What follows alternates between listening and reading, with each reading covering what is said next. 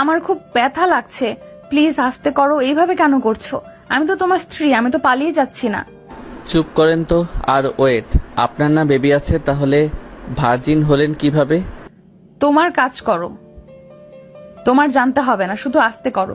প্রথম প্রথম বুঝতেই তো পারছেন অনেক ব্যথা করছে, দয়া করে আস্তে করেন। আমার সবকিছু মাথার উপর দিয়ে যাচ্ছে। একটা বাচ্চা মেয়ে আছে, আর সেই মেয়ে কিভাবে ভার্জিন হতে পারে? আবার বলে এইবার নাকি তার প্রথম। তোমাকে এত কিছু ভাবতে বলছি, তোমার চাহিদা তুমি মিটিয়ে নাও। হ্যাঁ তাই তো, আমারও তো ভেবে লাভ আছে নাকি? মাহিন কথাটা বলে মায়ের গলায় কিস করতে লাগলো। ঠোঁট জোড়া নিজের দখলে নিয়ে নিজের মতো করে আদর করতে লাগলো। মায়া সহ্য করতে না পেরে অজ্ঞান হয়ে গেল। মাহিন নিজের চাহিদা মিটিয়ে মায়ের উপর থেকে উঠে পড়ল। ওয়াশরুমে গিয়ে গোসল করে নিল। ওয়াশরুম থেকে বের হয়ে এসে দেখে মায়া অজ্ঞান হয়ে পড়ে আছে। মাহিন কাছে গিয়ে মুখে পানি চিটা দিতে লাগলো। মায়া জ্ঞান ফেলে মাহিন বলল, এত দুর্বল কেন আপনি? সমস্যা? ব্যথায় সহ্য করতে পারেন না? যান গোসল করে আসেন। মায়া কিছু না বলে ওয়াশরুমে চলে গেল। মাহিন ঘুমিয়ে পড়ল। মায়ের ওয়াশরুম থেকে বের হয়ে দেখে মাহিন ঘুমিয়ে গেছে।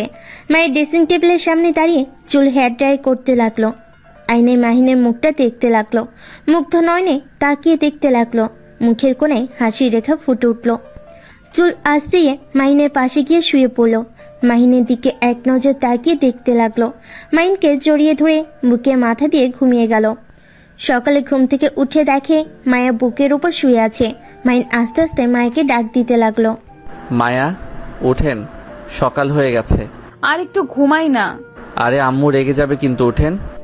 মায়া চোখ খুলে মাহিনের বুকে দেখে লজ্জা পেয়ে গেল।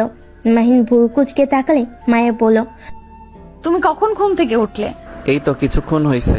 আচ্ছা থাকো, আমি ফ্রেশ হয়ে নেই। আচ্ছা যান।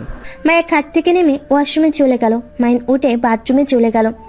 বাথরুম থেকে বের হয়ে শার্ট প্যান্ট বের করে খাটে বসে মায়ের বের হওয়ার অপেক্ষা করতে লাগলো। মায়া বের হলে মাহিনকে বসে থাকতে দেখে মুচকি হাসতেই পড়ল। যাও তুমি।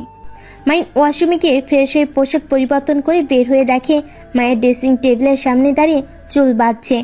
মায়ের কোমরের দিকে চোখ গেল। মাহিন হা হয়ে গেল। মাহিন তাড়াতাড়ি করে গিয়ে মায়ের কোমরে কাপড় ঠিক করে দিল। মায়া অবাক হয়ে বলল, কি হয়েছে? একটু ঢেকে চলেন। কোমর বের করে রাখেন কেন? আরে রুমের ভেতরে তো তুমি ছাড়া কেউ নেই। বাহিরে তো যাবে। মায়া কাপড় ঠিক করে মাহিনের দিকে বলল, ঠিক আছে। হ্যাঁ যান। মায়া মিষ্টি হেসে চলে গেল। মাহিন মায়ের চলে যাওয়ার দিকে তাকিয়ে মুচকি হাসি দিয়ে বলল, মাশাল্লাহ, বউটার দিকে যেন কেউ নজর না দেয়। মাহিন কথাগুলো বলে হাতে ঘড়ি দেখে চশমা পরে নিল।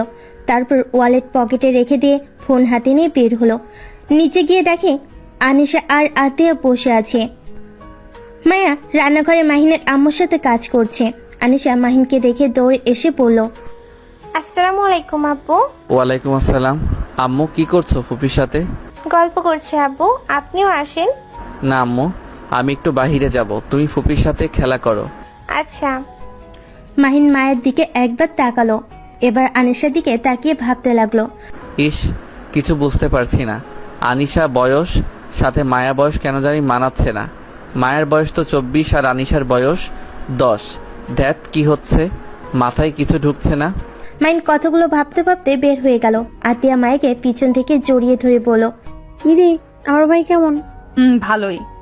আগেই বলেছিলাম আমার ভাইয়ের উপর গম্ভীর রাগী টাইপ মনে হয়, বাট ভিতরটা নরম। এখন ছাড়ো, আমাকে কাজ করতে দে। বাহ বাহ, আমার ভাইকে পেয়ে এখন আমার স্পর্শ মনে হয় আপনার সহ্য হচ্ছে না। একটা লাথি দিব, ফালতু কথা বলিস না। তোর ভাইয়ের আগে তুই আমার বেস্টু কলিজা, তারপর তোর ভাই। তাই নাকি? ঢং বাদ দে, আমি জানি এখন আমার ভাই এইসব। আচ্ছা কাজ কর, আমার জামাইটার সাথে কথা বলি গা। যা যা। আতিয়া চলে গেল। মায়ের রান্না করতে লাগলো। মাহিনের আম্মু এসে মায়াকে বলল, মায়া, আন্টি বলেন। আচ্ছা তুমি বারবার আমাকে আন্টি কেন বলছো? মাহিন আমাকে কি বলে সেটা বলে ডাকতে পারো না? মাহিনের আম্মুর কথা শুনে মায়া অবাক হয়ে গেল। পিছন ঘুরে তাকিয়ে বলল, আন্টি আপনি আমার উপরে রেগে নাই? রাগ কেন করব? বিয়ে যখন হয়ে গেছে সেখানে তোমার উপর রাগ করে কি করব? আর আমার তোমাকে এমনিতেই অনেক পছন্দ ছিল, সত্যি? উফ, আমি তো অনেক ভয় পেয়ে গেছিলাম।